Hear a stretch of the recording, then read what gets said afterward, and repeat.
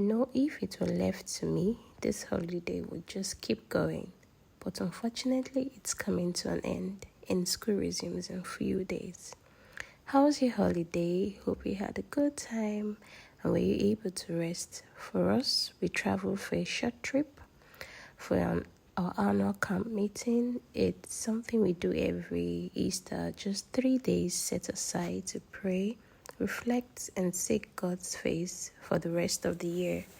It was such a refreshing time just being away from usual Lagos hustle and bustle. Anyways, after all enjoyment and relaxation, reality called, and that meant getting back into the kitchen. I decided to start with some batch cooking to make new school week easy, and of course, filming the process came with its own drama.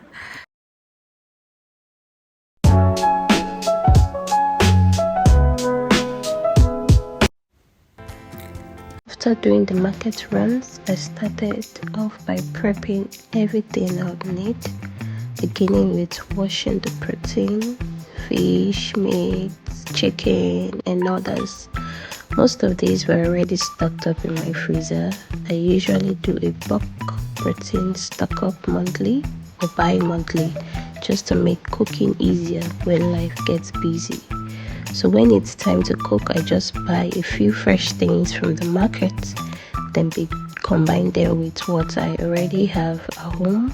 Because honestly, in this country, stocking up ahead is one small way to survive the food stress.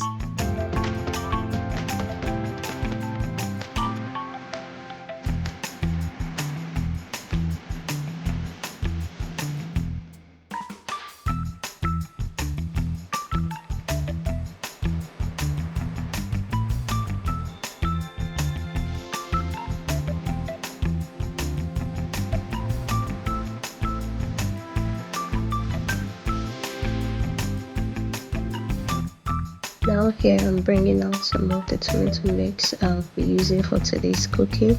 I also stock up on tomato.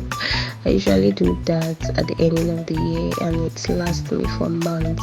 Honestly, having these things on ground just takes a lot of stress off me, especially on days like this when I have to batch cook. Proteins are clean and ready and it's time to start cooking. I boil the chicken first, then fry the fish next. After that, I prepare the okra. I use my manual chopper for this. I actually like to chop the okra into textures, some a bit rough with visible chunks, just like this, and the other parts smooth and crushed. That way, when I cook it, it gives a nice blend of texture. All ingredients for stew is set and then I started frying. And guess what? In the middle of it all, I realized I didn't even press record. I had already started frying the tomato before it hit me. The camera was just sitting pretty and watching me do my thing without doing its own job. Honestly, this happens more times than I would like to admit, but well, the stew must go on. Now the obstacles for the soup is boiling. I proceeded to put in the obstacles for the stew. My husband for me calls them obstacles rather than proteins. Then I give it a good stir to mix everything up nicely. The smokiness of this yellow pepper is a banger. Proceeding, I use uziza leaf. The aroma uziza leaf gives in a soup. It's a discussion for another day. Then I also used ugu leaves for the okra soup. I washed the uziza and ugu leaf twice just to be sure there was no sand hiding anywhere.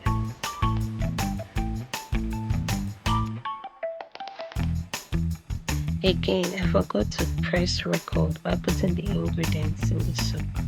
But we'll move on. Okra is in and I give it a good stir. Went back to check on the stew. that feeling when one is down, one more to go. So the stew is looking nice and ready. Next, I turned off lights and thumbs up. I did a very good job. Yay, final stage. Wait, did I just say final stage? The cleanup is another level on its own. Yeah, my veggies are in and my soup is ready. Look at this. I wish it actually took the 7 minutes to cook this food just like this video. Well, it is ready. And the way hubby rushed to make a battle down the soup there. Thanks for watching. If you enjoyed this video, like, subscribe, share. Drop a comment. What's your favorite soup? Which one is easy for you to cook? See you in the next video. Ciao.